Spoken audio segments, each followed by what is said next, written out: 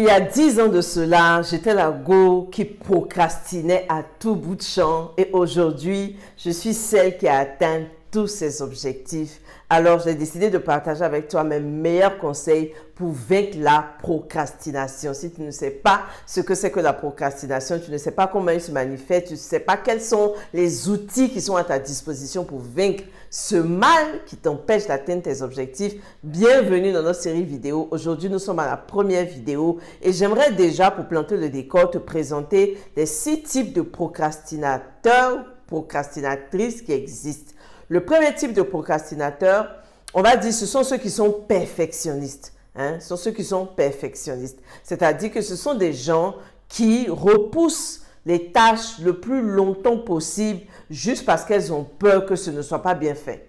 Juste parce qu'elles ont peur que ces tâches-là, elles n'aient pas tous les outils pour emmener ces tâches-là à la réussite, à la perfection. Ça, ce sont des perfectionnistes. On a ensuite le procrastinateur soucieux. C'est celui-là même qui a peur d'échouer. C'est celui-là qui a peur de faire des erreurs. Et donc, parce qu'il a peur d'échouer, parce qu'il a peur de se jeter dans le vide, parce qu'il a peur de prendre des risques, c'est un procrastinateur qui ne va pas passer à l'action. Donc, il va tourner autour de la tâche, qui va se demander, mais est-ce que ça ne marche pas? Et si ça ne réussit pas? Et si ça échoue, les gens vont se moquer de moi? Ça, c'est le procrastinateur soucieux. On a le procrastinateur surmené. Le procrastinateur surmené, c'est le procrastinateur qui a tellement de choses à faire qu'il ne sait plus par où commencer. C'est un procrastinateur qui est débordé, qui est engagé dans plusieurs choses, qui a tellement procrastiné sur tout ce qu'il fait qu'aujourd'hui, il y a une montagne d'obligations auxquelles il fait face. Tu es tellement surchargé, tu as tellement de choses à faire, tellement de feux à éteindre dans ta vie que finalement, tu ne sais plus par où commencer. Le quatrième type, c'est le procrastinateur rêveur. C'est celui-là même qui a de grands rêves, de grandes ambitions, qui voit toujours les choses en grand, mais qui ne sait pas gérer les choses petit à petit, qui ne sait pas subdiviser le travail qu'il a à faire en petits morceaux pour pouvoir les attaquer morceau par morceau. C'est quelqu'un qui se dit, par exemple, je veux perdre 20 kilos et qui pense qu'il va perdre 20 kilos d'un coup, qui ne sait pas que pour perdre 20 kilos, il faut perdre 500 grammes, 1 kilo et ainsi de suite. Ça, c'est le procrastinateur rêveur. Il a de grands rêves, il a de grandes ambitions, mais il ne sait pas commencer petit. Donc, comme il ne sait pas commencer petit et que les détails le fatiguent, alors il ne fait rien. Le cinquième type, c'est le procrastinateur en crise. C'est celui-là même qui attend jusqu'à la dernière minute pour passer à l'action.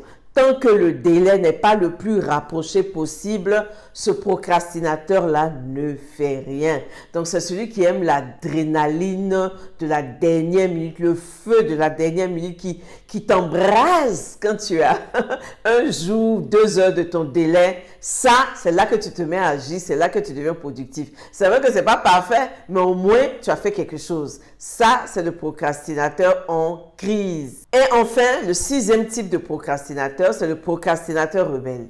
C'est celui-là même qui ne voit pas l'intérêt immédiat de ce qu'il doit faire et donc qui préfère passer son temps sur les réseaux sociaux, qui préfère faire tout sauf ce qui est important. Le procrastinateur rebelle, on te dit non, tu dois faire du sport pour perdre du poids. Le sport, j'ai fait du sport, ça va me fatiguer. Ah, j'ai pas envie de faire. Donc, il repousse les échéances qui sont douloureuses et il préfère faire des choses qui sont plus plaisantes pour lui. Ça, c'est le procrastinateur rebelle. Alors, j'ai parlé du perfectionniste, du soucieux, du surmené, du rêveur, du procrastinateur en crise et du procrastinateur rebelle. Quel est ton type de procrastinateur ou de procrastinatrice à toi? Mets-moi ta réponse en commentaire parce que dans les prochaines vidéos, je vais donner des conseils pour chaque type pour que mes conseils soient le plus précis possible. Donc, dis-moi dans les commentaires quel est ton type de procrastination. À bientôt pour la prochaine vidéo.